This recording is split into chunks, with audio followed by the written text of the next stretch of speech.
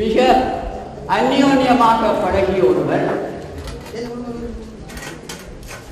அது மட்டுமல்ல, அவருடைய குடும்பமே எங்கள் குடும்பம் போல இந்த குடும்பம்.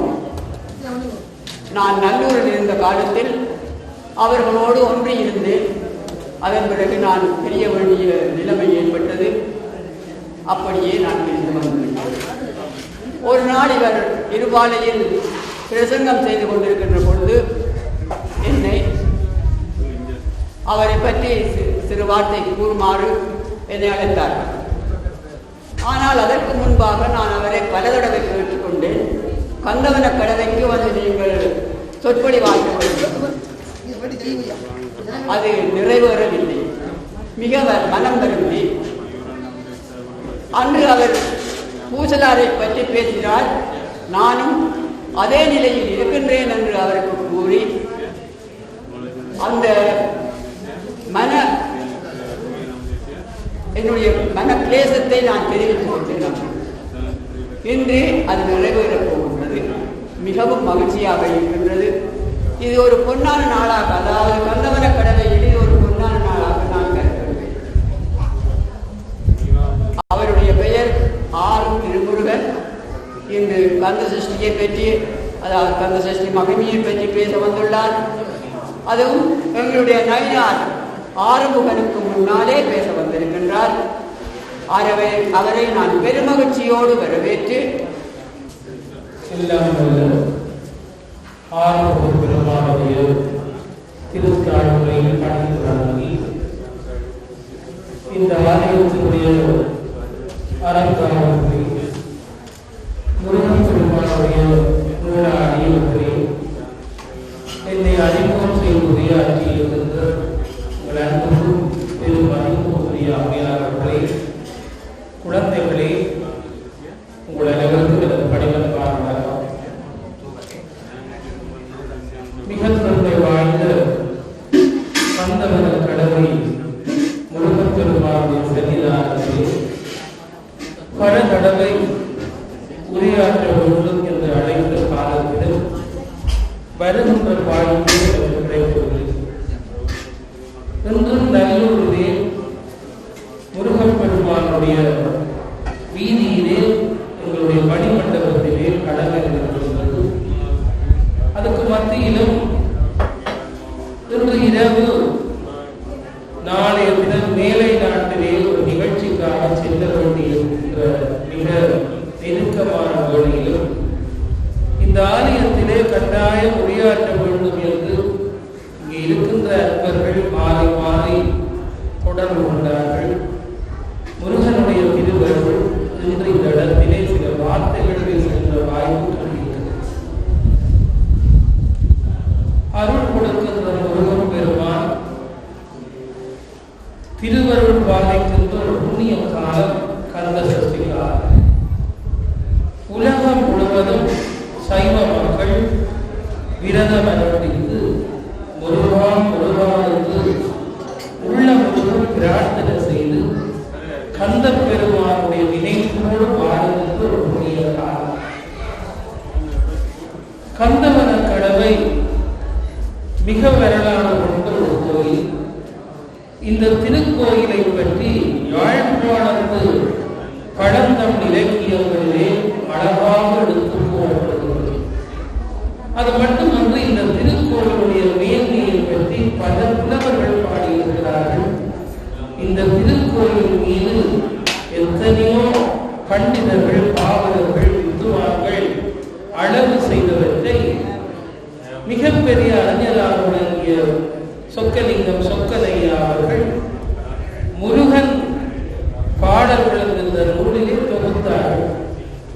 அந்த அளவுக்கு பழமையும் பெருமையும் வாய்ந்த இந்த முருகன் பெருமானுடைய சன்னிதானத்திலே கந்த சஷ்டி உற்சவம் மிகவும் பக்தி பூர்வமாக நடைபெற்று கொண்டிருக்கிறது. அடியார்களே, சைவ சமயத்தவர்கள் மிக பெருமையாக வழிபாடு செய்கின்ற ஒரு புண்ணிய காலம் கந்த சஷ்டி. இன்றைக்கு திருச்செந்தூரிலே 5 லட்சத்துக்கும் மேற்பட்ட மக்கள் ஒன்று கூடுவார். திருச்செந்தூரிலே 6 நாட்கள் கந்த சஷ்டி காலத்திலே உதயாற்றிய அனுபவம் என கொண்டு இன்றைக்கு 5 லட்சம் மக்கள் திருச்செந்தூரிலே ஒன்று கூடுவார். அதிகாலை பொழுதிலே மக்கள் முருகா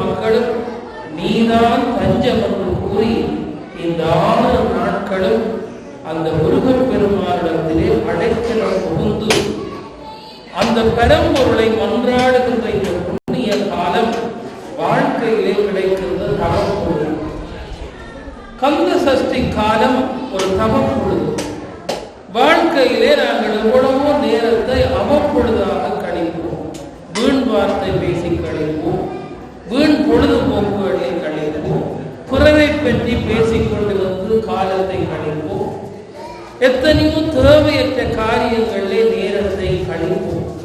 ஆனால் இந்த கந்த சஷ்டி வந்துவிட்டால் பெரும்பாலும் முருக பக்தர்கள் கோயிலே தஞ்சம் அடைவார்கள், முருகனுடைய நாமத்தை உச்சரித்துக் கொண்டிருப்பார். எல்லாம் இழந்த நலமாக நீதான் எங்களுக்கு தஞ்சம் என்று முருகப்பெருமானத்திலே அடைக்கலம் உள்ள இந்த புண்ணிய காலத்திலே முருகனுடைய திருவருளை நீங்கள் எல்லாம் நன்றாக உணர்ந்தது. குழந்தை தெய்வமாக இந்த புவனியத்திற்கு வந்ததும் குழந்தைகளிடத்திலே கள்ளமில்லை, கபடமில்லை, வஞ்சகமில்லை, மன்னிக்கின்ற சக்தி உண்டு. இறைவன் குழந்தையாக தோன்றி இந்த உலகத்தை ஆற்றுப்படுத்திய செய்திதான் கந்த சஷ்டி. இப்போ முருகப்பெருமான் வேறு, சிவபெருமான் வேறு, பிள்ளையார் வேறு என்பது வடிவங்களிலே தோற்றங்களிலே எங்களுக்கு தந்த காட்சிகளை ஒழிய பரம்பொருளாகிய சிவபெருமான் தான் முருகன், பரம்பொருளாகிய சிவபெருமான் தான் பிள்ளையார், பரம்பொருளாகிய சிவபெருமான் தான் பைரவர், பரம்பொருளாகிய சிவபெருமான் தான் இங்கே நவக்கிரகங்களாகவும் இருக்கின்ற காரணத்தினாலேதான் சனி ஈஸ்வரன். சிவபெருமான் இல்லாத உலகம் இல்லை. அதனாலே சைவ சமயத்தவருடைய முழுமுதல் பொருளாக இருக்கின்ற பரம்பொருள் ஓர் நாமம் ஓர்வும் ஒன்றுமில்லாத 1000 திருநாமம் பாடி தெள்ளடம் கொண்டாமோ மாணிக்க வாசகர் திருவாசகத்தில் அழகாக ஒரே பரம்பொருளாக இருக்கின்ற தெய்வத்துக்கு எத்தனையோ நாமங்கள், எத்தனையோ வடிவங்கள் சொல்லி நாங்கள் தெய்வங்களை மன்றாடுவோம். இந்த உலகத்திலே குழந்தையாக வந்து காட்சி கொடுத்து எத்தனையோ திருவிளையாடல்களினாலே இந்த உலகத்துக்கு தர்மத்தை சொன்ன தெய்வம் முருகப்பெருமான். இந்த முருகப்பெருமானுடைய திருவருளை உணர்கின்ற காலம் கந்த சஷ்டி. பெரியோர்களே, 7 உலகம், நாங்கள் இப்ப இருக்கிற உலகம் மண் உலகம், கீழே ஒரு உலகம் இருக்கிறது, மேலே 7 உலகம், கீழே 7 உலகம் என்று புராணங்கள் சொல்லுகிறது. 14 உலகம். இப்போ மேலே உலகம் இருக்கின்றது என்று புராணங்கள் சொல்லுகின்ற போது இது வெறும் புராண கதை என்றார். இன்றைக்கு விஞ்ஞானிகள் மேலே இருந்து ஏதோ உருவங்களிலே மண்ணை நோக்கி பல பேர் வருகிறார்கள் என்று சென்ற வாரம் கூட அமெரிக்க விஞ்ஞானிகள் ஒரு புகைப்படம் வெளியிட்டிருக்கிறார்கள். மேலே இருந்து கீழே வந்து ஏதோ ஒரு பறக்கும் தட்டிலே வந்து போகிறார்கள். ஆச்சரியமாக இருக்கிறது. எத்தனை வருஷங்களுக்கு முன்னாலேயே மேலே இருக்கின்ற உலகத்தை பற்றி, கீழே இருக்கின்ற உலகத்தை பற்றி இந்த உலகத்துக்கு செய்தி சொன்ன சமயம்தான் சைவம். அதனால இந்த 14 உலகத்தையும் எத்தனையோ கோடான கோடி ஜீவராசிகள் வாழுகின்ற இந்த உலகத்திலே எல்லா உயிர்களையும் வாழ்விக்கின்ற இறைவன் மனிதர்களை படைத்திருக்கிறார். தேவர்களாகிறவர்களும் மனிதர்கள்தான், பாவங்களை செய்வதனாலே அரக்கர்களாவர்களும் மனிதர்கள்தான், அசுரர்களாவர்களும் மனிதர்கள்தான். இந்த மனித பிறப்பு எங்களுக்கு கிடைத்த ஒரு பெரிய வரப்பிரசாதம். உலகத்தில் 1000 பிறவிகள் உண்டு. புல்லு ஒரு பிறவி, கூடு ஒரு பிறவி. இந்த உலகத்திலே ஊர்வன பிறவி, பரப்பன பிறவி, எத்தனையோ பிறவிகளுக்குள்ளே எங்களுக்கு கிடைத்திருக்கிறது ஒரு அரிய பிறவி மனித வாழ்க்கை. இந்த பிறவி தப்பினால் எந்த பிறவி வாய்க்குமோ வராமல் தாய்மான சுவாமிகள் அழுகிறார். மனித பிறவியை யாரும் வெறுத்து விடாதீர்கள், இது என்ன வாழ்க்கை என்று யாரும் கவலைப்பட்டு விடாதீர்கள். இது எங்களுக்கு கிடைத்த ஒரு அரிய சந்தர்ப்பம். நாளைக்கு இந்த சந்தர்ப்பம் கிடைக்குமா என்பது தெரியாது. இந்த சந்தர்ப்பத்திலே நல்லதை செய்து, நல்ல காரியங்களை செய்து, புண்ணியங்களை செய்து, தர்மங்களை செய்து, எல்லா மனிதர்களையும் நேசித்து, கடவுளை மன்றாடி இதை கடந்து செல்லுகின்றவர்கள் வாழுகின்ற உலகம் அமர உலகம். அந்த அமர உலகத்திற்கும் அப்பாற்பட்ட ஒரு உலகம் இருக்கிறது, திருக்கைலாசம். அதே போல கீழே கீழே பாவப்பட்டவர்கள் கீழே கீழே போகின்ற உலகம் இருக்கிறது. சில பேர் இந்த மண்ணிலேயே நல்ல வண்ணம் வாழ்வார், சில பேர் இந்த மண்ணிலேயே அரக்கர்களாக இருப்பார், இரக்கமில்லாதவர்களாக இருப்பார், இந்த மண்ணிலேயே அசுரர்களாக இருப்பார், இந்த மண்ணிலேயே தேவர்களாக இருப்பார்கள், இந்த மண்ணிலேயே தெய்வங்களாக கூட மனிதர்கள் இருப்பார். இந்த மனித வாழ்வை இந்த உலகத்துக்கு செய்தி சொல்லுவதற்காக இந்த ஈரேடு உலகத்தை சார்ந்தவர்களும் படுகின்ற துன்பத்தை துடைப்பதற்காக தோன்றியவன் தான் முருகப்பெருமான். முருகப்பெருமான் ஈரேடு உலகத்தை சார்ந்தவர்களும் ஒரு காலத்திலே துன்பப்பட்ட காலத்திலே தான் எல்லாரும் பரம்பொருளை மன்றாடினார்கள். எப்போ விடிவு அன்றைக்கு எல்லாருடைய வேண்டுதலுக்கு அமைய இறைவனுடைய நெற்றிக்கண்ணிலே இருந்து தோன்றியவர் முருகன். அவர் தோன்றுகின்ற போதே இந்த பஞ்சபூதங்கள் எல்லாம், இந்த உலகத்தை இயக்குகின்ற நிலம், நீர், காற்று, ஆகாயம், நெருப்பு என்கின்ற பஞ்சபூதங்கள் எல்லாம் ஒரு மாபெரும் சக்தி ஒன்று இந்த உலகத்தை நோக்கி வந்து கொண்டிருப்பதை உணர்ந்தார்கள், திடுக்குற்றார்கள். காற்று திடுக்குற்றது, கந்தபுராணம் சொல்கிறது. நெருப்பு திடுக்குற்றது, நதிகள் திடுக்குற்றது, இந்த மண்ணுலகம் திடுக்குற்றது, விண்ணுலகம் திடுக்குற்றது. இறைவனுடைய நெற்றியிலே இருந்து ஒரு பொறிதான் தோன்றியது. அருவமும் உருவமாகும் அனாதியாய் பலவாய் ஒன்றாய் பிரம்மமாய் நின்ற சோதி புலம்பதோர் மேனியாகி கருணை கூர் முகங்களால் கரங்கள் 12 கொண்டே ஒரு திரு முருகன் வந்தான் உதித்தனர் உலகவிய. கச்சியப்ப சிவாச்சாரியார் முருகன் பெருமான் தோன்றுகின்ற போது வடிவமே இல்லாத ஒன்று வடிவம் எடுத்தது. உருவத்துக்கு எதிர்ச்சொல்லு அருவம். சிவலிங்கத்தை அருவுருவ திருமேனி என்பார்கள். உருவம் போலவும் இருக்குது, உருவம் இல்லாதது போல இருக்கு. உருவத்துக்கு எதிராக இருப்பது அருவம். இப்போ அருவமாக இந்த உலகத்திலே வியாபித்து போயிருக்கின்ற இறைவன் உருவம் எடுக்கிறார். அருவமும் உருவமாக அனாதியா எங்க தொடங்குது என்று தெரியவில்லை. ஒரு நெருப்பு பொறி தொடங்க எங்க இல்லை என்று தெரியாமல் தொடங்கியது பல நெருப்பு பொறி போல காட்சி கொடுத்து அருவமும் உருவமாகி அனாதியாய் பலவாய் பின்பு ஒன்றாய். அப்படி ஒன்றாக ஒரு நெருப்பு பொறி திருப்பி ஒன்றாகி ஒரு சரீரமாகி இந்த கங்கை திடுக்குற்று போய் இமயமலையினுடைய உச்சியில இருந்து 2500 மைல்களுக்கு ஓடுகின்ற கங்கை நதியே ஒரு கணம் அந்த நெருப்பு பொறியினுடைய வெளிச்சம் தாக்க முடியாமல் பற்றியதான். கங்கை, யமுனை, கோதாவரி, சரஸ்வதி, சராயு, காவேரி, சிந்து, நர்மதா, பவானி என்று சொல்லப்படுகின்ற எல்லா நதிகளும் ஒரு கணம் திடுக்குற்று இப்படி ஒரு ஒளி வருகிறதே. அந்த ஒளி மண்ணை நோக்கி வந்து விண்ணவர்களை காக்க வந்த ஒளி மண்ணை நோக்கி வந்து கார்த்திகை பெண்கள் நீராடி கொண்டிருக்கின்ற சரவண பொய்கையிலே 6 குழந்தைகளாக காட்சி கொடுத்தார். அந்த 6 குழந்தைகள், இந்த அழகான குழந்தைகள் சிருஷ்டியே நடைபெறாமல் போன காலத்திலே 6 ஆண் குழந்தைகள் தோன்றி இருக்கிறார்கள் என்று எல்லாரும் ஆச்சரியப்படுகின்ற போது முன்னாலே தோன்றிய உண்மை அம்மை அந்த 6 குழந்தைகளையும் ஒன்றாய் அரவணைத்து ஓர்வுவாங்க. அதனாலேதான் அந்த 6 முகங்களும் நன்றாக உற்று நோக்கி பார்த்தால் முருகப்பெருமான் அந்த 6 முகத்தோடு ஏன் வந்தார் என்றால் 4 முகம் 4 திசை பார்க்கிறது. ஒரு முகம் வானத்தை பார்க்கிறது, ஒரு முகம் நிலத்தை பார்க்கிறது. அதனுடைய விழிகளால் சிற்பிகள் காட்டுவார். ஈசானம், தற்புருஷம், வாமதேவம், சத்தியோயானம், அகோரம், அதோ முகம் என்கின்ற 6வது முகம். 4 திசைகளாலும் வருகின்ற ஆபத்தை நான் காப்பாற்றுவேன்.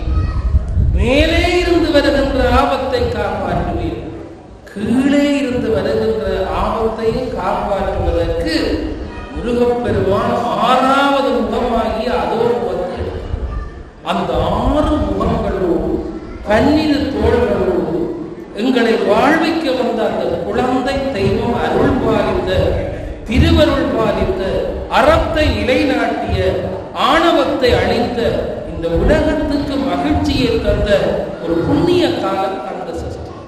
முருகப்பெருமான் அற்புதமானதை அந்த முருகப்பெருமானுடைய கையிலே வேலை கொடுத்தவள் உமையம்மை. தாயாக இருக்கின்ற சக்தி தான் வேல் கொடுத்தார். முருகப்பெருமானுடைய வேலுக்கு எத்தனையோ பேர், வெற்றிவேல், வீரவேல், வீரவேல், ஞானவேல் என்று எத்தனையோ பேர். ஆனால் முதல் பேர் சக்தி வேல். காரணம் என்னவென்றால் அம்பாள் கொடுத்த வேல். முருகப்பெருமான் உதித்த உடனேயே தேவர்கள் எல்லாம் ஆரவாரம் செய்தார்கள். இதோ சூரபத்மனை அழிப்பதற்கு சிவபெருமானை இறங்கி வந்து விட்டார், இனிமேல் எங்களுக்கு அச்சமில்லை அச்சமில்லை என்று ஆரவாரம் செய்கின்ற காலத்திலே முருகப்பெருமானுடைய கையிலே வேலை கொண்டு வந்து கொடுத்தவள் தாய். அந்த வேலை கொடுத்து விட்டு தாய் சிரித்தாள். ஒரு பெற்ற தாய் இரக்கம், கருணை, சாந்தம், அமைதி எல்லாரையும் மன்னிப்பவள் தான் தாய். அவள் அந்த வேலை கொடுக்கின்ற போது இது மற்றவர்களை கொல்லுகின்ற வேல் என்று கொடுக்கவில்லை, மற்றவர்களுக்கு கொடுக்கின்ற வேல், அருளுகின்ற வேல் என்றுதான் கொடுத்தார். அதனாலே முருகப்பெருமான் அந்த கையிலே அந்த வேலை வாங்கிய உடனே அந்த வேல் உயிர்களை பறிக்கின்ற வேலாக யாரும் கருதக்கூடாது. இந்த உலகத்தில் இருக்கின்ற உயிர்களை கரை சேர்க்கின்ற வேல் தான் முருகனுடைய கையில். அந்த வேல் சக்தி வேல். அதனாலே தான் முருகப்பெருமானுடைய கையில் இருக்கின்ற வேல் யார் மன்றாடினார், யார் மன்னிப்பு கேட்டார், யார் ஏழ்மையிலே இருந்து என்னை காப்பாற்று என்று கேட்டார், யார் என்ன துன்பத்திலே இருந்தாலும் கையிலே இருக்கின்ற முருகனுடைய கையிலே இருக்கின்ற வேலை பார்த்து வேண்டினாலே. அதனாலேதான் இனி வேலுக்குத்தான் வேலை என்று தீரமாக சொன்னார்.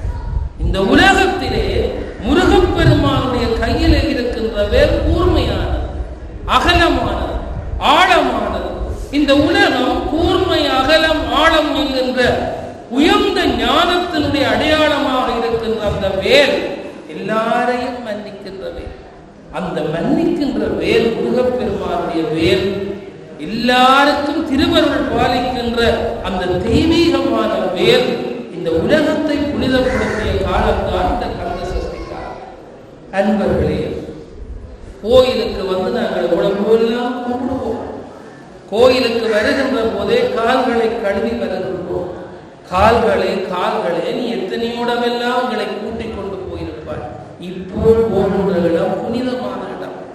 கடவுளை மன்றாட போகின்றோம். இந்த கால்களை கழுவி கோபுர வாசலிலே நாங்கள் பணிந்து வணங்கி உள்ளே வந்து இறைவனை கும்பிடுகின்ற போதெல்லாம் முதலிலே என்ன சொல்லி கும்பிட வேண்டும் என்றால் மன்னிப்பு கேட்டு கும்பிட வேண்டும். நாங்கள் அறிந்து அமலம் செய்த பிள்ளைகளை எல்லாம் இறைவா பொறுத்தல். இரண்டாவது என்ன சொல்லி கும்பிட வேண்டும்? நன்றி சொல்லி கும்பிட வேண்டும். வாழ்க்கையிலே எனக்கெல்லாம் என்னெல்லாம் தந்தாய், வீடு தந்தாய், உடுப்பதற்கு உடை தந்தாய், வேளாண்மை உணவு தந்தாய், நல்ல உறவினர்களை தந்தாய், இன்றைக்கு உன்னுடைய சன்னிதானத்துக்கு வர விட்டிருக்கிறாய். எல்லாரும் அப்படித்தான் கும்பிட வேண்டும். நன்றி சொல்லி கும்பிடுவோம். அதற்கு அப்பாலேதான் இல்லாததை கேட்டு கும்பிட வேண்டும். இப்ப எல்லாரும் பிள்ளையா கும்பிடுறோம். கோயிலுக்கு வந்த உடனே முருகா அதைத்தா இதைத்தா அதைத்தான் கேட்கிறோம். கடவுள் தந்தவற்றுக்கு நன்றி சொல்லுவதில்லை, விட்ட பிள்ளைகளுக்கு மன்னிப்பு கேட்பதில்லை. உயர்ந்த ஆத்மீக பெரியவர்கள் தெய்வ சன்னிதானங்களுக்கு வருகின்ற போதெல்லாம் கடவுளை பார்த்து மன்னிப்பு கேட்க சொன்னார். அதுதான் வழிபாட்டிலே மிகப்பெரிய. இந்த உலகத்திலே எவ்வளவோ பிள்ளைகள் விட்டிருக்கும். பிழை விடாத மனிதர்கள் என்று யார் இருக்கிறார்கள்? அதனாலேதான் கடவுளுடைய சன்னிதானத்துக்கு வருகின்ற போதெல்லாம் மன்னிப்பு கேளு. நாங்கள் அறிந்தும் அறியாமல் விட்ட பிள்ளைகளுக்காக மன்னிப்பு. நாங்கள் அறியாமல் ஆணவம் காட்டியிருப்போம், மன்னித்துக் கொள்கிறோம். தெரிந்தும் தெரியாமலும் பிழை விட்டிருப்போம். போன ஜென்மத்திலே கூட பிழை விட்டிருப்போம். இந்த ஜென்மத்திலே பிழை விட்டிருப்போம். என் சந்ததி பிழை விட்டிருக்கும். முருகா, என்னை மன்னித்துக் கொள்ள. இந்த தெய்வத்தையும் அப்படித்தான் கும்பிட. அடுத்ததாக எப்படி கும்பிட வேண்டும்? கடவுளே, நீ தந்தவற்றுக்கெல்லாம் நன்றி. இதை இப்படி கும்பிட மறந்த காரணத்தினாலேதான் உலகத்தை திருத்துவதற்கு ஆண்டவன் அசுரர்களை அரக்கர்களை காலத்து காலம் காட்டுவார்.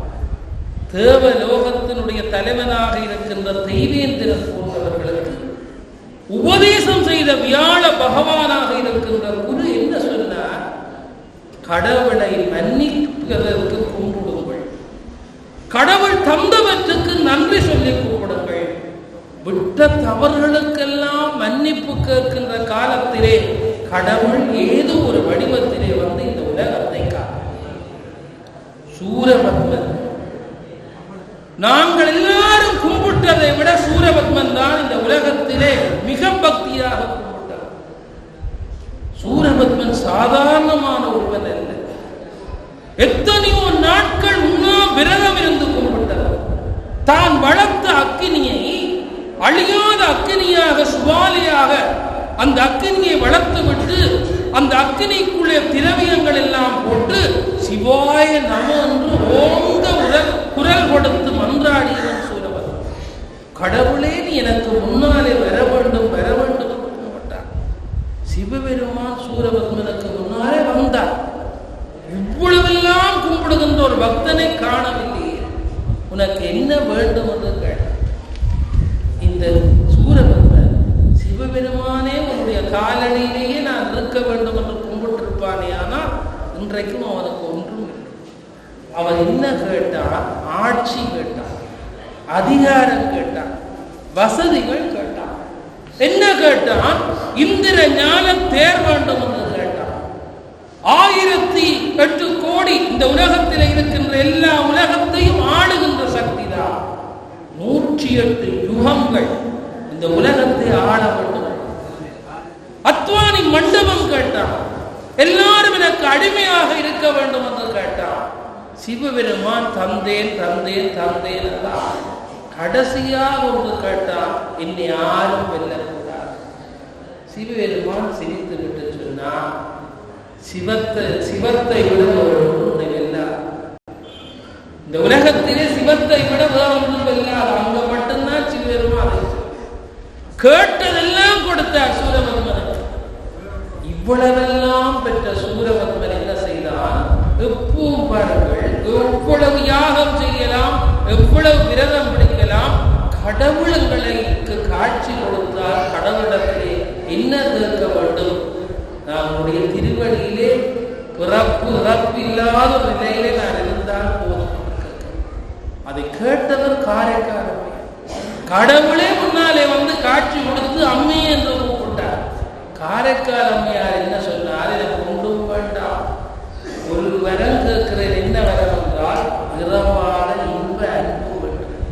கடவுளே, உனக்கு எனக்கு இடையிலே இருக்கிற அன்பு ஒரு நாடும் இறக்கக்கூடாது. அப்படி தற்செயலாக எனக்கு அடுத்ததாக என்ன கேட்டால் புறமாமை வேண்டும். இந்த உலகத்திலே நான் பிறக்கக்கூடாது. அப்படி தற்செயலாக நான் செய்த கர்மம் இன்னும் கிடக்கென்று நீ எனக்கு பிறவி தந்தால் உன்னை என்றும் மறவாமை. அந்த பிறவியில கூட இறைவா உன் நாமத்தை நான் மறக்காம சொல்லுகின்ற பாக்கியம் தான்.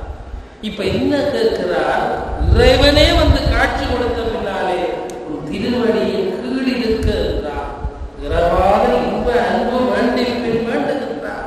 புறவாமை இந்த உலகத்திலே பிறந்தால் தானே பிறப்பை கடக்கின்ற வாழ்வு கேட்டார்.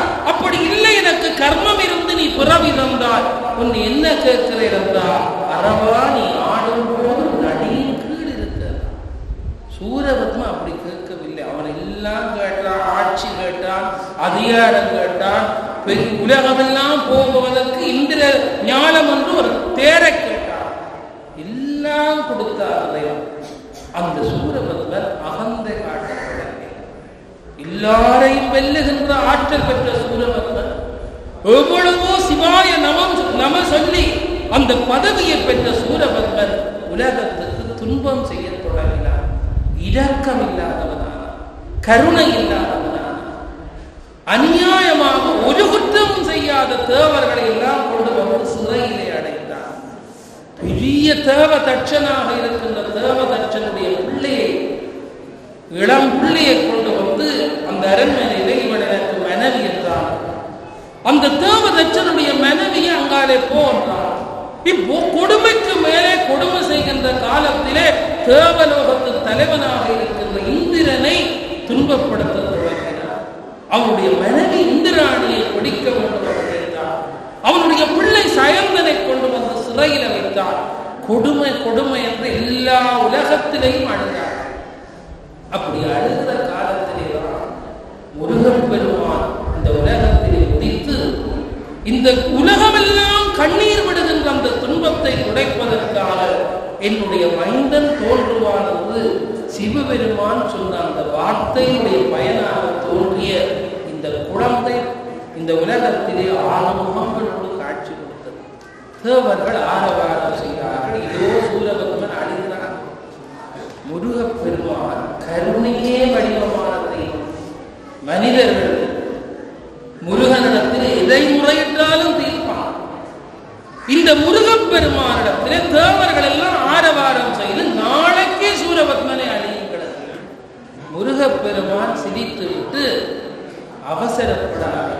சூரபத்மன் நல்லவன். அறியாமை என்கின்ற இருட்டு அவனை ஆணவத்தினாலே அவனை அசிங்கமாக்கி கொண்டிருக்கிறது. அதனாலே அவனை தொந்தரவு செய்யாதீர்கள். அவனிடத்திலே தூதுவனை நான் அனுப்ப போகிறேன். முருகப்பெருமானை பார்த்து தேவர்கள் ஆரவாரம் செய்தார்கள். தூதுவனையே பிடித்து உண்ணக்கூடியவன் சூரபத்மன்.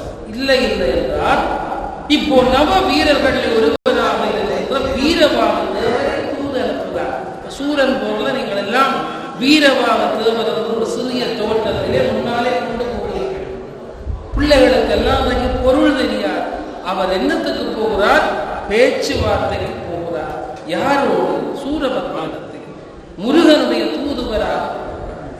இப்போ வீரமாக தேவர் நவ வீரர்களே ஒரு ஆற்றல் மிக்கவர், நன்றாக கற்ற ஞானமுடையவர், முருகனுக்கு தம்பி போன்றவர். வீரமாக தேவரை முருகப்பெருமான் முன்னாலே கூப்பிட்டு அத்வானி மண்டபத்தை நோக்கி போய் சூரபத்மன் என்கின்ற அந்த மகா வீரனிடத்திலே போய் ஒரு செய்தி சொல்லு. அவர் இப்படியே இந்த அத்வானி மண்டபத்திலே இருந்து உலகத்தை ஆடட்டும்.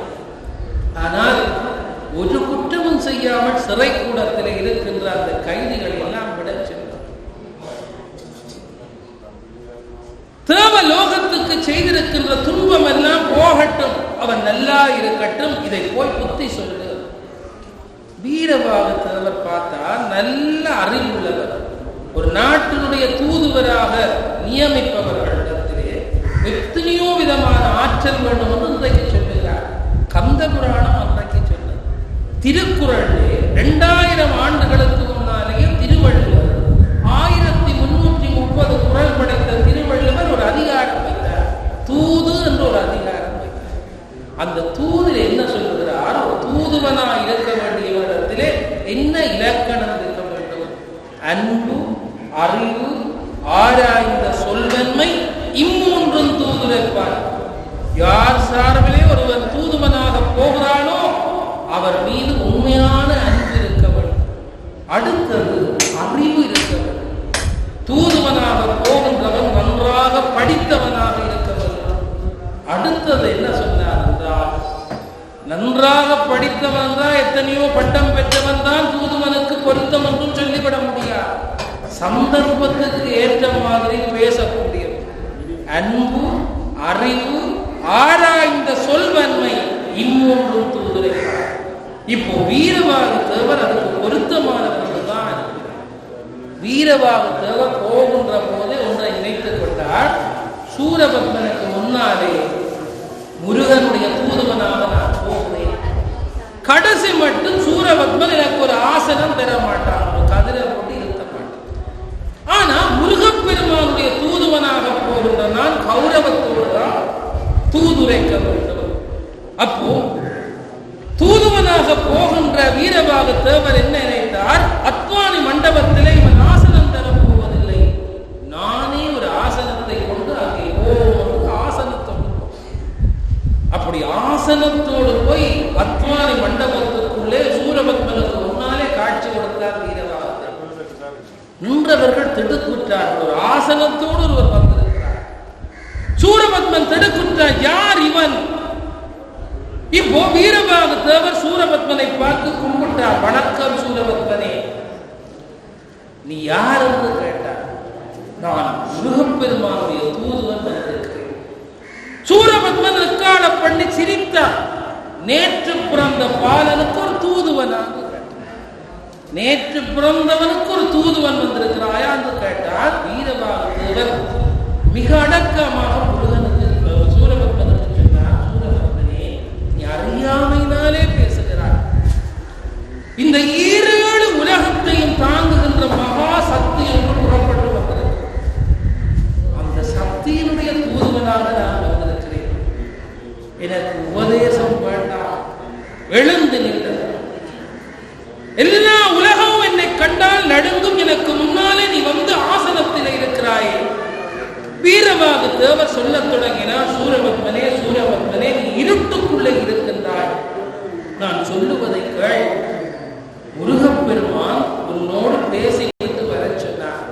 அநியாயமாக நீ அழிய கூறாய். அதனால எல்லாரையும் சிறையில் இருந்து விடுவித்து அவரவர் உரிமைகள் எல்லாம் கொடுத்து நீயும் நல்லா இரு, எல்லா உலகத்தை சார்ந்தவர்கள் நல்லா இருக்கட்டும்.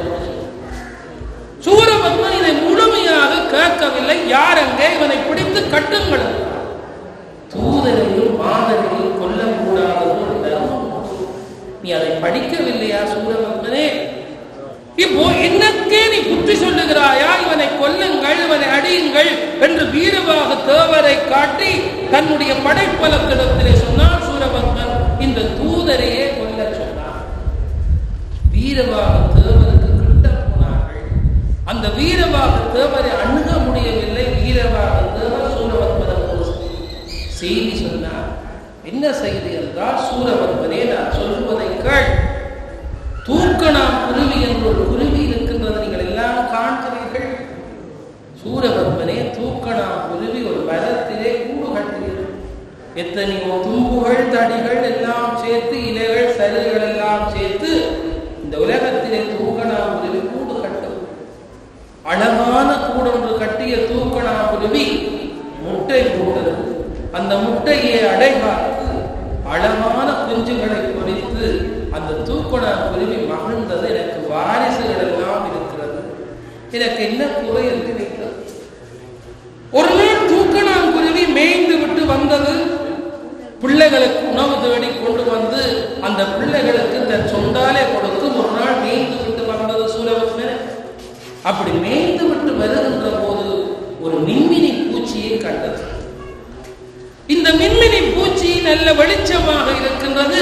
என் கூட்டுக்குள்ளே இருக்கின்ற பிள்ளைகளுக்கு இந்த மின்மினி பூச்சியை கொண்டு போய் விட்டால் வெளிச்சமாக இருக்கும் என்று ஒரு குற்றமும் செய்யாத மின்மினி பூச்சியினுடைய தலையை குத்தி தூக்கணாம் குருவி கொண்டு வந்து தன்னுடைய கூட்டுக்குள்ளே வந்தது. பிள்ளைகளும் ஆரவாரம் செய்தார். நல்ல வெளிச்சம். ஆனால் அந்த மின்மினி பூச்சி துடித்து துடித்து விடியும் வரை தன் வாசையிலே அழுது விட்டு இருந்தார். இந்த தூக்கணாம் குருவி அடுத்த நாள் மேய்ந்து விட்டு வருகின்ற போது 2 மின்மினி பூச்சியை பிடித்துக் கொண்டு வந்தது. இன்னும் படிச்சு 3ஆம் நாள் 3 மின்மினி பூச்சி. இப்போ எல்லா மின்மினி பூச்சியும் சாபப்பட்டது. நாங்கள் தூக்கணாம் குருவியே, நாங்கள் உனக்கு என்ன குற்றம் செய்தோம்? உன்னுடைய கூடு வெளிச்சமாக இருக்க வேண்டும் என்பதற்காக விடிய விடிய எங்களை கொல்லுகிறாயே. உலகத்தை படைத்த கடவுளே எங்களுக்கு விடிவில்லையா என்று கேட்டது. ஒரு நாள் தூக்கணாம் குருவி மின்மினி பூச்சியை பிடிப்பதற்காக போகின்ற போது இப்படி ஒரு கோயில், அந்த கோயிலே யாரோ பொங்கி விட்டு நெருப்பு தணலை நோக்காமல் போய்விட்டார்கள். இந்த தூக்கணாம் குருவி பார்த்தது, இது இன்னும் வெளிச்சமாக இருக்கு. தன்னுடைய நீள சொண்டாலே ஒரு கொள்ளை துண்டை எடுத்துக்கொண்டு வந்து கூட்டுக்குள்ளே வைத்தது. கொஞ்ச நேரத்திலே கூடு பத்தி எரிந்தது. குஞ்சுகளும் சேர்ந்து எரிந்தது. தூக்கணாம் குருவியில் எரிந்து கதை முடிந்தது. சூரபத்மனே, நான் சொல்லுவதை கேள். அத்வானி மண்டபத்தை விட்டு நான் போவதற்கிடையிலே நாம் அது சொல்லுகின்ற செய்தி என்னவென்றால், நீ இந்தளவு வசதிகளோடு இருக்கின்ற சூரபத்மனை அழிய போகின்றாய். முருகப்பெருமானிடத்திலே வந்து அவனை வணங்கி எல்லா நன்மைகளையும் தேடு, சிறையில இருக்கின்றவர்களை விட்டுவிடு, அவரவர் உரிமைகளை கொடுத்து விடு, நீயும் நல்லா இருப்பார், உன்னையும் எல்லாரும் வாழ்த்துவார். இந்த செய்தியை சொன்ன உடனே குடித்து கட்ட வேண்டும், கொல்ல வேண்டும் என்று தொடங்கினார். வீரவாக தேவன் தன் வீரத்தினாலே அந்த இடத்தை விட்டு தப்பி முருகனுக்கு முன்னாலே வந்து முருகாவுக்கு கையெடுத்து கும்பிட்டு விட்டு என்ன சொன்னார்? இனி வேலுக்குத்தான் வேலை. முருகா, அந்த சூரபத்மனுக்கு சொல்ல வேண்டியதெல்லாம் சொல்லிவிட்டேன், என் வேலுக்குத்தான் வேலை. இப்போ தேவர்கள் இன்னும் ஆரவாரம் செய்தார்கள். முருகா, இங்கே வீரவாக தேவர் போய் தோற்றுவிட்டு வந்து விட்டார். முருகா, யுத்த களத்துக்கு போ, யுத்த களத்துக்கு போ, சூரபத்மனுடைய நெஞ்சை பிளக்க வேண்டும் என்று ஆரவாரம் செய்தார். அப்போ முருகப்பெருமான் போர்க்களத்திலே சூரபத்மனுடைய சகோதரர்கள் விழுந்தார்கள். சூரபத்மனை முருகப்பெருமான் அழிக்க வேண்டும் என்று நினைக்கவில்லை. ஏனென்றால் இவ்வளவெல்லாம் சொல்லி கும்பிட்டவர் சூரபத்மன். இப்போ இந்த சூரபத்மனை அவன் என்னை விளங்கிக் கொள்ளாமல் இருக்கின்றான், நான் யார் என்று தன்னை காட்ட வேண்டும் என்று முருகப்பெருமான் விஸ்வரூபம் எடுத்து போர்க்களத்திலே தன் தோற்றத்தை காட்டினார். சூரபத்மனே, சூரபத்மனே, பார், கால்கள் நிலத்திலே முட்டுகின்றதா? என் தலை முடி எங்கே போகின்றது? ஆதியும் அந்தமும் இல்லா அரும்பெரும் சோதி நான் வந்திருக்கிறேன் பார். சூரபத்மனுக்கே ஒரு கனவு. தலையை நிமித்தி கீழே பார்த்தான். கடவுளே, கையெடுத்து கும்பிட வேணும் போல இருக்குது, ஆனா நான் என்னட்டு கும்பிடுவதற்கு கையெடுத்தான். அதற்கு அப்பாலே தான் சூரபத்மனுடைய வாழ்வு முடிய வேண்டும் நினைக்கின்ற காலத்தில் அவருடைய மாயா விளையாடுகளை எல்லாம் தரிசித்து சிரிக்கின்ற முருகப்பெருமான் சூரபத்மனுடைய நெஞ்சை புழக்க வேண்டும் என்று நினைத்த காலத்திலே கூட வேலை எடுத்து முன்னாலே பார்க்கிறார். யார் கொடுத்த வேல்? தாய் கொடுத்த வேல். சூரபத்மனை அழிக்க வேண்டும் என்று நினைக்கின்ற காலத்திலே முருகப்பெருமான் வேலை எடுத்த உடனே 7 உலகங்களும் கைதட்டுகிறது. இதோ சூரபத்மன் அழிகின்றார் என்று. ஆனால் முருகப்பெருமானிடத்திலே அந்த வேல் என்ன சொல்லுவது என்றால், தாயை நினைக்க வைத்தது. தாய் என்ன சொன்னாள்? எல்லாரையும் காப்பதற்கு தான் வேல். இப்ப சூரபத்மனையும் அழிப்பதற்கு வேல். இப்ப முருகப்பெருமான் என்ன செய்தார்? அந்த வேலை சூரபத்மனுடைய நெஞ்சை பிளக்க சொல்லிவிட்டு அவனை அழைத்து வார் சொன்னார். எப்படி அழைத்து வாழ்ந்தார்? சேவலாகவும் மயிலாகவும் எனக்கு பக்கத்திலே அழைத்து. இப்போ நெஞ்சு புலந்து விழுந்த சூரபத்மன் ஓருயிராக இல்ல, ஈருயிராக எழுந்தவனை வா என்றார். சூரபத்மன் இப்போ சேவலும் மயிலாகவும் வருகின்றான். முன்னாலே வருகின்றான். சேவலை தன்னுடைய கொடியாக நில்லென்றார், முருகனை தன்னுடைய வாகனமாக நில்லென்றார். தேவர்களை பார்த்து இவனையும் சேர்த்து கும்பிடுங்கள். யாருக்கு இந்த இரக்கம் வரும்? தன்னுடைய முன்னாலே இருந்து போர் செய்ய வந்திருக்கின்ற, போர் செய்த அந்த சூரபத்மனை மீண்டும் தனக்கு பக்கத்திலே கொண்டு வந்து ஈருயிராக்கி என்னை கும்பிடுகின்ற பக்தர்களே இவனையும் கும்பிடுகிறார். அதனாலேதான் கச்சியப்ப சிவாச்சாரியார் முருகப்பெருமானுடைய உயர்ந்த எண்ணத்தை சொல்லுகின்ற போது கந்த புராணத்துக்கு இலக்கணம் சொன்னார். தீயவை புரிந்தாரே குமரவள் திருமுன்னொற்றார் தூயவராகி மேலை தொல்கதி அடைவர். என்னதான் தவறு செய்தாலும் இவ்வளவு தவறு செய்த சூரபத்மனுக்கு கூட மன்னிப்பு கொடுத்து அந்த எதிரியாக நின்றவனை கூட தனக்கு பக்கத்தில் இருத்தி இவனையும் சேர்த்து கும்பிடுங்கள் என்று சொன்ன அந்த உயர்ந்த உள்ளம் இந்த உலகத்திலே யாருக்கு வரும்? அதனாலேதான் என்னதான் தவறு செய்தாலும் முருகனுக்கு முன்னாலே வந்து முறையிட்டு நான் பிழைவிட்டு விட்டேன், என்னை மன்னித்து விடு முருகா என்று கேட்டான். அவன் சூரபத்மனுக்கே அருள் செய்தவன் உங்களுக்கு அருள் செய்ய மாட்டான் என்று கச்சியப்பன் பாட. தீயவை புரிந்தார் எனும் குமரவள் திருமுன்னொற்றார் தூயவராகி மேலை தொல்கதியது.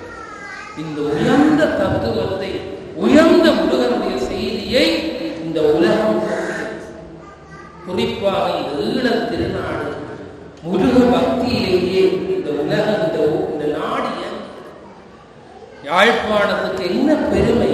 கந்த புராண கலாச்சாரம். யாருடைய பிள்ளைகளுடைய பெயரையும் எடுத்து பாருங்கள். 7 பேரை எடுத்து பாருங்கள். இந்த நாட்டிலே கந்த புராணத்தில் இருக்கிற நல்ல பாத்திரனுடைய பெயர் தான் யாழ்ப்பாணத்து பரம்பரையுடைய பெயர். எல்லாருக்கும் முருகனுடைய தான் ஆறுமுகம், வீரப்புள்ள, கந்தையா, சின்னத்தம்பி எல்லாம் முருகனுடைய பெயர். பெண்களுக்கெல்லாம் வள்ளி, தெய்வானை, பார்வதி, உமாதேவி என்று எல்லாருக்கும் அம்மனுடைய பெயர்.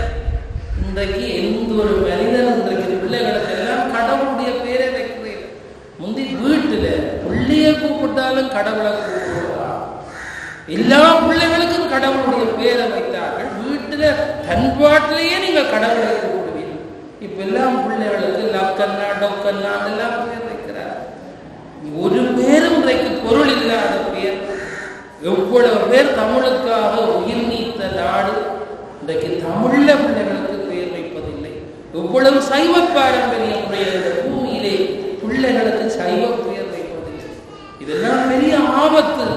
எதிர்காலத்திலே தமிழ் இனமே இப்படி ஒரு சமூகம் இருந்தது என்று சொல்லாமல் போவதற்கு நாங்களே எங்களுக்கு இருந்த கடமைகளை, உரிமைகளை எல்லாம் உதாசீனம் செய்கிறோம். யாழ்ப்பாணத்தை பார்த்து கந்த புராண கலாச்சாரம் வந்து பண்டிதமணி கணபதி பிள்ளை அவர்கள் ஏன் சொன்னார் என்றால், இந்த யாழ்ப்பாணத்து பண்பாட்டு பாரம்பரியத்திலே யாருடைய குடும்பத்திலேயும் எப்பவும் கந்த புராண பாத்திரங்களுடைய பெயர் தான். எவ்வளவு பேர் எழுத்தறிவில்லாத காலத்திலே கந்த புராணத்தை அறிந்து வைத்திருக்கிறார். இன்றைக்கு எல்லாரும் படித்தவர்கள், ஆனால் கந்த புராணத்தினுடைய சுருக்கம் கூட பல பேருக்கு தெரியாது.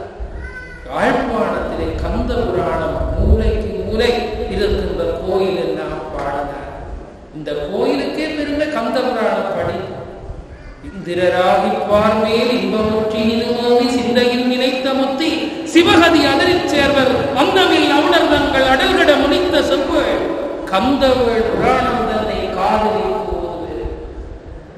கந்த புராணத்தினுடைய நூற்பயனை எப்படி சொன்னார் கச்சியப்பர்? இந்திரராகி பார்வை இன்பமுற்றி ஈடுமேவி சிந்தையில் நினைத்த முத்தி சிவகதி அதனில் சேர்வர் அந்தமில் அவுணர் தங்கள் அடல்கட முடித்த செவ்வேள் கந்தவேள் புராணம் தன்னை காதலித்து ஓதுவேன். கந்த புராணத்தை விரும்பி விரும்பி படிக்கிறவை இந்த ஜன்மத்திலேயும் கேட்கிற வரம் கிடைக்கும். என்ன முக்தி வேண்டும் என்றாலும் கிடைக்கும், என்ன பதவி வேண்டும் என்றாலும் கிடைக்கும், என்ன வாழ்க்கை வேண்டும் என்றாலும் கிடைக்கும். அது கந்த புராணத்தில் இருக்கிற சிறப்பு. அந்த கந்த புராண படிப்பு எழுத்தெண்ணி படித்தவர்கள் யாழ்ப்பாணத்தில் உயர்ந்த பொருள் சொன்னவர்கள், விளக்கு வைத்து விடிய விடிய இருந்து கேட்டவர்கள். கந்த புராண படிப்பை இந்த நாட்டில் படிப்பறிவே எழுத்தறிவே தெரியாதவர்களுக்கு கந்த புராண பாடல் பாடும், கந்த புராண பாத்திரங்களை தெரியும். இன்றைக்கு யாருக்கு தெரிகிறது? ஒரு காலம் அப்படி வாழ்ந்ததுனாலே அவர்கள் எல்லாம் நிம்மதியாக வாழ்ந்தார், ஒற்றுமையாக வாழ்ந்தார், சந்தோஷமாக வாழ்ந்தார், எந்த அச்சமும் இல்லாமல் வாழ்ந்தார். எல்லா கடவுள் நம்பிக்கையும் மெல்ல மெல்ல விடுகின்ற போதெல்லாம் துன்பம் தான். எப்ப நாங்கள் கடவுள் நம்பிக்கையை கொஞ்சம் கொஞ்சம் விட பார்க்கிறோமோ எங்களுக்கு துன்பம் உங்களுக்கு பக்கத்தில் வந்து நிற்கும். எப்ப நாங்கள் கடவுளோடு பற்று வைக்கிறோமோ அச்சமே இல்லை. அதனாலேதான் முருகப்பெருமான் தன்னை கூண்டுகிறவர்களுக்கு என்ன சொல்லுகிறான்? யாம் இருக்க பயமே, யாம் இருக்க பயமேன் என்கின்ற அந்த முருகப்பெருமான் எல்லாரையும் காப்பாற்றி அருணகிரிநாதர் எல்லாராலும் வெறுக்கப்பட்டார். வாழ வேண்டிய காலத்திலே கண்ட துன்பங்களை அவரும் செய்தார், வினை செய்தது.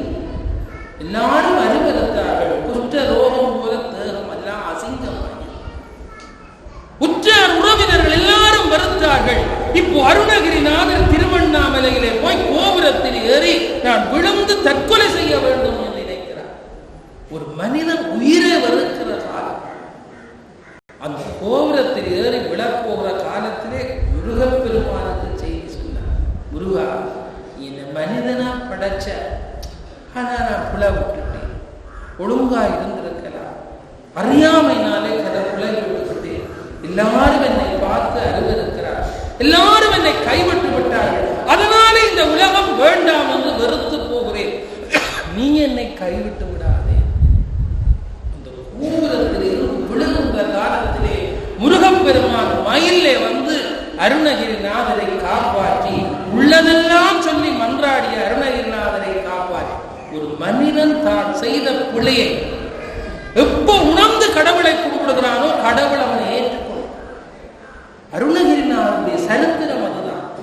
இப்போ அருணகிரிநாதரை அரவணைத்த முருகப்பெருமான் யாவிருக்க பயம் என்று தன்னுடைய வேலை எடுத்து நாக்கை நீட்டடார்ந்து அந்த வேலால் ஆசீர்வதித்தார். 16,000 திருப்புகழை பாடினார் அருணகிரிநாதர். ஊரே வருத்த அருணகிரிநாதர் இன்றைக்கு அருணகிரிநாதர் பாடிய திருப்புகழ் இந்த உலகமெல்லாம் இன்றைக்கு பாடப்படுகிறது. எத்தனை நூற்றாண்டு தாண்டி ஒரு நாள் முருகன் வந்து ஆசீர்வதித்த ஆசீர்வாதம் இன்றைக்கு உலகம் உள்ளவரை அருணகிரிநாதருடைய திருப்புகழ் 16,000 திருப்புகழ் அருணகிரிநாதர் பாடினார். அதில் 1200 திருப்புகழ் தான் இப்போ ஏட்டு வடிவத்திலே இருக்கிறது. 600 திருப்புகழ் இன்றைக்கு நூல் வடிவத்திலே இருக்கிறது. ஏட்டு வடிவத்திலே இருக்கிற சில திருப்புகழ் எழுத முடியவில்லை, அந்த எழுத்து வடிவமைப்பட ஆச்சரியப்படுகிறார். என்ன அற்புதம்! சொந்த நடையிலே திருப்புகழை பாடிய அருணகிரிநாதர் மிகப்பெரிய செல்வத்தோடு மிகப்பெரிய அறிவோடு மிகப்பெரிய அரண்மனையிலே வாழ்ந்தவர் அல்ல. எல்லாம் இழந்த நிலையிலே போய் பெற்றவர். எல்லாம் இழந்த நிலையிலே முருகனிடத்திலே மன்றாடி அந்த பெற்ற பேற்றினாலே அருணகிரிநாதர் திருப்புகழ் எல்லாருக்கும் தெரியும். ஏறி விளையாடும் ஒன்றே, ஈசர்கள் ஞானமொழி பேசும் ஒன்றே, கூறுமடி யாருவினை தீர்த்தம் ஒன்றே, குன்றுருவ வேல்வாகி நின்றகம் ஒன்றே, வாழும்படு சூழலை வளைத்த ஒன்றே, வள்ளிய மனமுடர வந்த ஒன்றே, ஆரோகமான ஒரு நீயர்வை வேண்டும் ஆதி அருணாச்சலம் அமர்ந்த. அந்த முருகப்பெருமானே அருணகிரிநாதர் 6 முகம் கொண்ட முருகப்பெருமான் என்ன செய்கிறான் என்று சொல்லுகின்ற போது ஏறுமையில் ஏறி விளையாடும் மயில் ஏறி முருகான் என்கிற திருவிளையாடலாம் செய்கிறார். தன்னை வந்து காப்பாற்ற ஒரு திருவிளையாடு. தமிழ் மூதாட்டியாகிய அவ்வை எத்தனையோ அரச சபையிலே போய் புலவர்களை எல்லாம் இருத்தி எழுப்பியவள் தன்னுடைய ஞான தமிழில். அதனாலே அந்த அவ்வை எல்லா புலவர்களுடைய அவையிலும் அவ்வையினுடைய புலமைக்கு நிகர் இல்லை. என்னை யார் வெல்லுவார்கள் என்று இணைத்துக் கொண்டு வந்தால் ஒரு வயல்காட்டுக்குள்ளே நாவல் மரத்திலே மாடு மேய்க்கின்ற ஒரு காளை, அந்த மாடு மேய்க்கின்றவனாக எருமை மாடுகளை மேய்ப்பவன் போல முருகன் திருவிளையாடல் செய்வதற்கு அந்த நாவல் மரத்திலே இருந்தான். அவ்வை பாவம் களைத்து போய் அப்பனே முருகாது விட்டு மரத்துகளை இருந்திருப்பாள். இந்த மாடு மேய்க்க வந்த போல வந்து மரத்திலே நாவல் மரத்திலே இருந்த முருகப்பெருமான் பாட்டி பாட்டி நீ ரொம்ப களைச்சு போய் வந்திருக்கிறார், உனக்கு நாவல் படம் திரட்டுமான்னு கேட்டான். உங்களுக்கு தெரிஞ்ச கதை. அவ்வை கீழே இருந்து பார்த்தாள், மேலே ஒரு மாடு மேய்க்கிறவர் கையில் ஒரு தடியோடு இருக்கிறார். பாவம் சின்ன பொடியே நாவல் படம் கேட்கிறார், வேணுமான்னு. சரிதான், சுட்ட பழம் வேணுமா சுடாத பழம் வேணுமா? அவ்வை பார்த்தாள். 1000 முறை கண்ட அனுபவம் கண்ட அவ்வை இப்படி என்னுடைய வாழ்க்கையிலே பழம் சுட்டது சுடாதது நான் கேள்விப்படையில. இவன் இப்படி கேட்கிறான், சரி சுட்ட பழம் போதும். கீழே மணலுக்குள்ளே விழுந்த பழங்களை எடுத்து அவ்வை ஊதினாள். மாடு மேய்க்கின்ற தோற்றத்திலே இருந்த முருகன் கேட்டான், சுட்ட பழம் கேட்டா சரியா சுடுது. இப்பதான் அவ்வைக்கு விளங்குச்சு இவன் வேணும்னு இப்படி என்ன. நான் இவன்கிட்ட போய் தோத்து போனேனே. இத்தனை பண்டிதர்கள் வித்துவான்கள் புலவர்கள் எல்லாரையும் அரசர்களை என்னிடம் இருக்கின்ற தமிழால் வென்ற நான் வயலுக்குள்ளே இருக்கின்ற மாடு மேய்க்கின்றவன் போய் தோற்றேன் என்று அவ்வளவு தலையில கை வச்சு இவனை யார் என்று தெரியாது அந்த இடத்திலே என்று வெட்கப்பட்டு கருங்காலின் கட்டைக்கு நாடாத கோடாலி இருங்கதிரில் கண்ணுக்கு நாடாது காரிரவை மேய்க்கின்ற காளைக்கு தோற்ற யான் ஈரிரவு தூஞ்சியல். ஞான பண்டிதனாகிய முருகப்பெருமான் கீழே இறங்கி வந்தார். என்ன பாட்டி சொல்லுகிறார், இப்போ மாடு மேய்க்கிறவன் போன்ற தோட்டத்திலே தான் இருந்தார். அவ்வை சொன்னாள், இந்த கோடாலி இருக்குது மிக வைரமான கருங்காலி மரத்தை எல்லாம் வெட்டி விழுத்து, ஆனால் வைரம் குறைஞ்ச வாழை குத்திய கோடாலியால வெட்ட கோடாலி வழுக்கி விழுத்து. நான் எத்தனை பெரிய பண்டிதர்களை எல்லாம் வெண்டேன். இன்றைக்கு உன்னட்ட மாடு மேய்க்கிறவர்கிட்ட நான் போய் தோற்று போனேன். கருங்காலி கட்டைக்கு நாணாத கோடாலி, இருங்கதலி தண்டுக்கு நானும் காரெருமை மேய்க்கின்ற காளைக்கு தோற்ற யார். இந்த வயல்காட்டுக்குள்ளே எருமையை மேய்க்கின்றவரிடத்திலே தோற்று போனதான் 2 நாளைக்கு நித்திர விட மாட்டேன். இதை இணைச்சார். முருகப்பெருமான் சிரித்து விட்டு தன்னுடைய தோற்றத்தை காட்டினார். யாரிடத்திலே நீ தோற்றிருக்கிறார்? ஞான பண்டிதா, உலகத்துக்கே தமிழ் கொடுத்த முருகா, உன்னிடத்திலே இன்றைக்கு தோற்று விட்டேன். இன்றைக்கோ ஒரு நாள் உன்னை வெல்லுவேன். அதுதான் அந்த முருகப்பெருமான் அப்படி எத்தனை திருவிளையாடல்கள் செய்தவர். அதனாலேதான் நீங்கள் எல்லாம் பாடுகின்ற ஏறுமையில் ஏறி விளை ஆடும் விளையாடுகிற குழந்தையாக வந்து குறும்பு செய்கின்ற அந்த முருகன் ஆடும் கூறும் அடியார்கள் வினை தீர்த்த முகம். அடியார்கள் நாங்கள் செய்த கர்ம வினைகளை எல்லாம் காப்பாற்று முருகா என்று கேட்டால், எனக்கு இன்னும் வரம் வேண்டும் என்று கேட்டால், என்னை காப்பாற்று என்று கேட்டால், என் ஏழ்மையை போக்கு என்று கேட்டால் தருவதற்கு ஒரு முகம். கூறும் அடியார்கள் வினை தீர்த்த முகம். அருணகிரி நாதர் இந்த வினை இருக்கிறது, நாங்கள் செய்த முப்புறப்பு கர்ம வினை, உட்புறப்பு வினை எல்லாம் சேர்ந்த பழவினை, ஆகாமியம், பிராரத்துவம், சஞ்சிதம் என்பார்கள். வினைகளை சைவ சித்தார்கள். அந்த வினைகளை எல்லாம் அந்த வினை துன்பத்திலே இருந்து காப்பாற்றக்கூடிய சக்தி முருகனுக்கும்.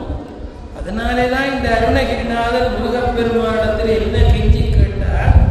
நான் முன் செய்த பழிக்கு துணை ஒரு கண்ணீர் தோன்றும். இறைவா முருகா, நான் முன் புறப்பிலே செய்திருக்கின்ற பாவம், இவ்வளவு நாளும் செய்த பாவம், இது எல்லாத்தாலையும் உன்னுடைய 12 தோளாலையும் அந்த பாவ வினைகள் என்னை தொந்தரவு செய்யாமல் நீ காப்பாற்ற வர வேண்டும். அடுத்ததாக என்ன கேட்டார் அருணகிரிநாதர்? முருகா, பயந்த தனி வழிக்கு துணை வழியேறும் செருகுடன் மகிழ்வே. எனக்கு மரணம் பெறுகின்ற போது எல்லா மனிதர்களுக்கும் பிறந்தவர்கள் எல்லாம் இறப்பை சந்தித்தே ஆக வேண்டும். ஒரு படி மரணம், மறுபடி ஜனனம், மறுபடி ஜனனம், மறுபடி மரணம் இந்த உலகத்திலே நிச்சயம். அப்போ இறக்கின்ற போது நாங்கள் எல்லாம் தனித்தனியத்தான் இறக்கிறோம்.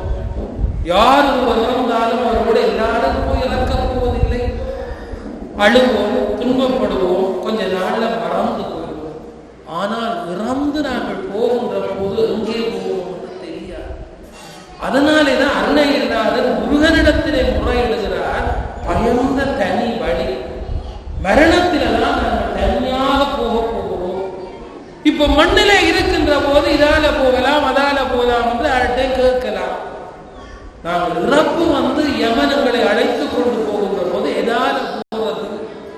முருகா, இந்த உலகத்திலே எல்லாரும் பயப்படுற ஒன்று மரணத்தை சந்திக்கின்ற போது, இறப்பை சந்திப்பதற்கு தானே நான் பயம். அப்படி இறப்பு எனக்கு வருகின்ற போது முருகா நீ வர வேண்டும். நீ வந்து என்ன செய்ய வேண்டும்? உன்னுடைய வடிவேலோடு வா. உன்னுடைய சேவல் கொடி எனக்கு திசை காட்டட்டும். உன்னுடைய மயில் எனக்கு பாதை காட்டட்டும். நான் பயமில்லாமல் மரணத்தையும் சந்திக்க வேண்டும். பயந்த தனி வழிக்கு துணை வடிவேலன் செங்கோடன் மயில். முருகா, உன்னுடைய வேல், உன்னுடைய மயில், உன்னுடைய சேவல் கொடி எனக்கு மரணம் வருகின்ற காலத்திலே கூட கூட்டிக் கொண்டு போக வர வேண்டும் என்று பாடியவர். வாழ்கின்ற காலத்துக்கு மட்டுமல்ல, வாழ்ந்து முடிந்து போகின்ற போதும் கடவுளுடைய துணை. அதை கேட்டவர்கள் தான் ஞானிகள். இப்போ அந்த முருகப்பெருமானிடத்தில் என்ன கேட்கிறோம்? கூறும் அடியார்கள் வினை தீர்த்த முகம். அந்த வினைகளெல்லாம் தீர்த்து முடிவு தருகின்ற முகத்தோடு வாழ்கிறார். குன்றுதோறும் ஆடு மலைகள் தோறும் அந்த குறிஞ்சி என்கின்ற இந்த மலைகளிலே இருப்பவன் முருகன். குறிஞ்சி குமரன் என்பார்கள். மண்ணிலே காட்சிகளில்வான், மலையிலே காட்சிகளில்வான், விண்ணிலே காட்சிகளில்வான். ஆண்டியாக வந்து கோலம் கொள்வான். இவன் எங்கே வருவான், எப்படி வருவான் தெரியாது. வள்ளியை மனம் புரிவதற்கு கிழவனாக முருகன் எடுத்த வடிவங்கள் எல்லாம் இல்லாத அந்த முருகன் மலையிலிருந்து காட்சி கொடுத்தான். அப்படி செய்கின்ற முருகன் ஏறுமையில் ஏறிவிளை ஆடுவோன்றே ஈசனுடன் ஞான மொழி பேசுவான். இந்த முருகப்பெருமான் ஞான மொழி பேசுகிறார், தந்தைக்கு உபதேசம் செய்கிறது. எப்போ பிரணவத்தினுடைய பொருள் பிரம்மாவுக்கு தெரியவில்லை என்று சிறையிலே அடைத்தவன் முருகன். சிவபெருமான் ஆச்சரியப்பட்டு முருகா பிரணவத்தின் பொருளை என் செவிகளுக்கு செல்வன்றான். தானே குருவாக இருந்து தந்தையாக இருக்கின்ற பரம்பொருளுக்கு செவியிலே இந்த பிரணவத்தின் பொருளை சொன்னவன் முருகன். அதனாலேதான் உபதேசிகன் என்று முருகனுக்கு பெயர்.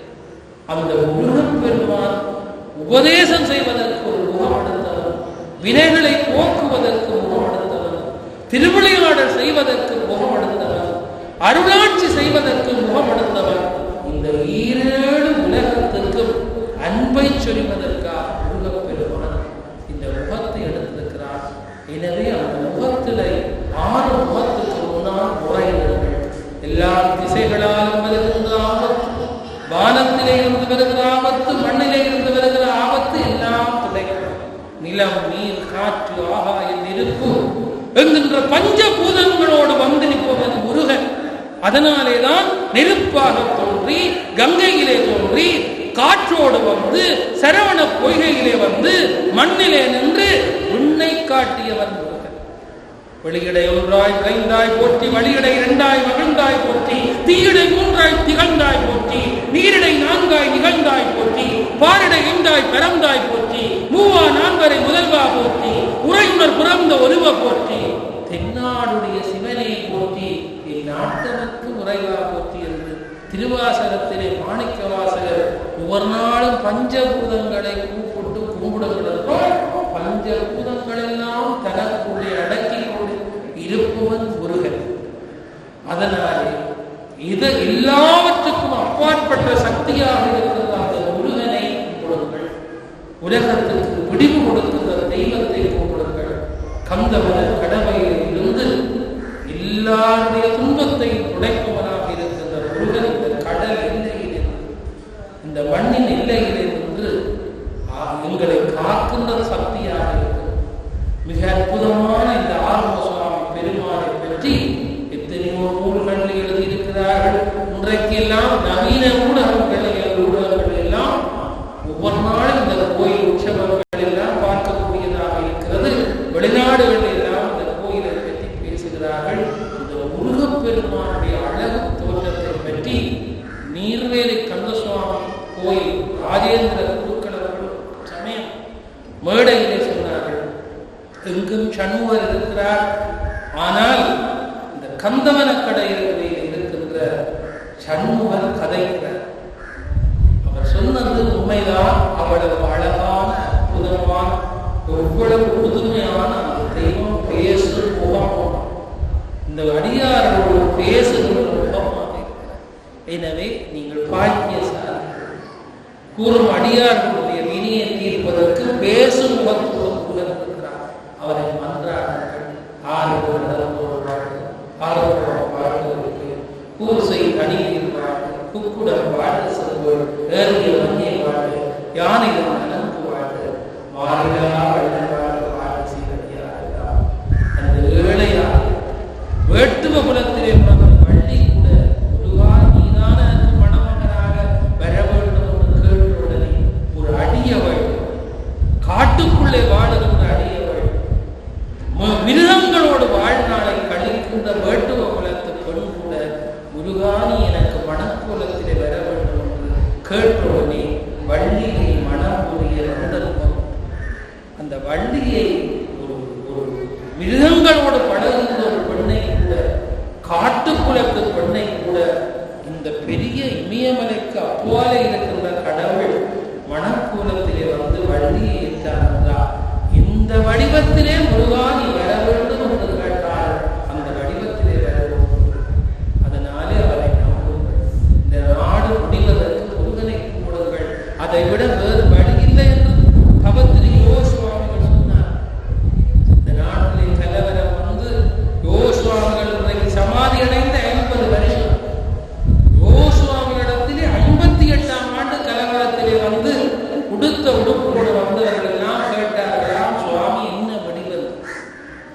அவர்கள் சொன்னார்களாம், கிழிந்த வேட்டியை கட்ட தொடங்கிவிட்டோம், இன்னும் கிளிய போது உங்களுக்குள்ளே ஒற்றுமை இல்லை. எங்களுடைய இனத்திலே ஒற்றுமை இல்லாத காரணத்தினால் இன்னும் இன்னும் கிழிந்த வேட்டி கிளியும் போல இருக்கு. கடவுளை போய் மன்றாடு, யாரை போய் மன்றாடுங்கள், முருகனை போய் மன்றாடு என்று சொல்லிவிட்டுதான் அவர் சொன்ன பாடல்தான் நல்லூரார் திருவடியை நான் எல்லாம் மறப்பேனுடைய கிளியை இரவு பகற்கானே ஆன்மா அழியாதென்று அந்தனக்கு சொன்னபடி நான் மறந்து போவேனுடைய கிளியை. பஞ்சம் படை வந்தார், பாரெல்லாம் வென்றார், அஞ்சுவமோ நாங்கள் கிளியே ஆறுமுகன் தஞ்சம். இந்த உலகத்திலே பஞ்சம் வரும், எத்தனையோ படை வரும், எவ்வளவோ துன்பம் நடக்க போகுது. எது நடந்தால் எங்களுக்கு தஞ்சம் ஆறுமுகன் என்று பாடுகிறது. பஞ்சம் படை வந்தால் என்ன, பாரெல்லாம் வென்றால் என்ன, அஞ்சுவமோ நாங்களடி ஆறுமுகன் தஞ்சம்.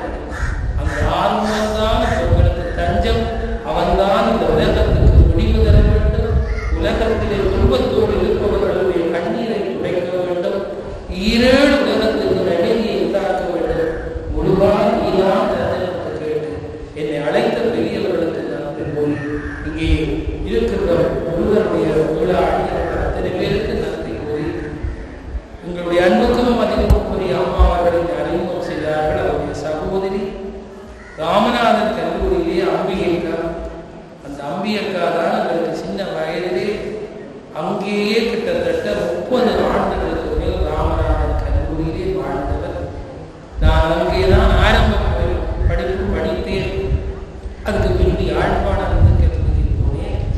ஆரம்ப பிள்ளைகளுக்கு தேவாரம் சொல்லியிருக்கிறது.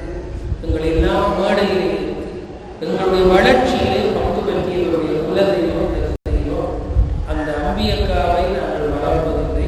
இன்றைக்கு அவர்கள் இந்த இடத்திலே இல்லாவிட்டாலும் என்னுடைய வளர்ச்சியிலே எனக்கு அத்திவாரம் போட்டவர்களை எல்லாம் வேலையிலே ஏற்றி ஆளாக்கியவர்களே இந்த கோயிலுடைய உங்களாடியவர் இன்றைக்கு முருகப்பெருமானுடைய திருவடிக்கு சென்றிருக்கின்ற அம்பியக்காரர்களே நான் நேரத்திலே நம்பிக்கையோடு சொல்லுகிறேன். இந்த கோயிலுடைய சிறப்பு கந்தபுராண படிப்பு சமீபத்திலே கூட 1949 ஆண்டு ஒரு பிரசுரம் கிடைத்தது. திக்கம் செல்லையார் பிள்ளை அவர்கள் கோப்பாய் இருப்பேடி பிள்ளையார் கோயிலே கந்தபுராண சொற்பொழிவு. இந்த ஊரில் இருந்து வந்து உலகமெல்லாம் சொற்பொழிவாற்றினார். அந்த காலம் என்னுடைய தந்தையாருடைய கோயிலே திக்கம் செல்லையார் பிள்ளை கந்தபுராண சொற்பொழிவு பழைய பிரசுரம் தந்தையார் அலங்காவியாக இருந்தார். அவருடைய கோயில் பழைய பத்திரங்களை எடுத்து ஒரு முறை பார்த்தபோது ஆச்சரியப்பட்டு நாங்களுடைய சகோதரர் இவ்வளவு அந்த காலத்திலே இப்படி எல்லாம் இருந்தார்கள் போனார்கள் என்று பெருமைப்படுகிறோம். அப்படியெல்லாம் வாழ்ந்த ஒரு தெய்வீகம் சிறப்பு. அதே போலதான் இன்றைக்கு அகில இலங்கை இந்து மாமன்றத்தினுடைய தலைவர் தந்தையார் நீலகண்டன் இந்த கோவிலை இந்த நாடு உச்சரிப்பார்கள், இந்த நாடு இந்த கோயில் பற்றி பேசுவார்கள். இந்த இலங்கை முழுவதற்கும் அவர் இந்து மாமன்றத்தினுடைய தலைவராக இருக்கிறார். அந்த கடவுள் தான் தன்னுடைய குலதெய்வம்.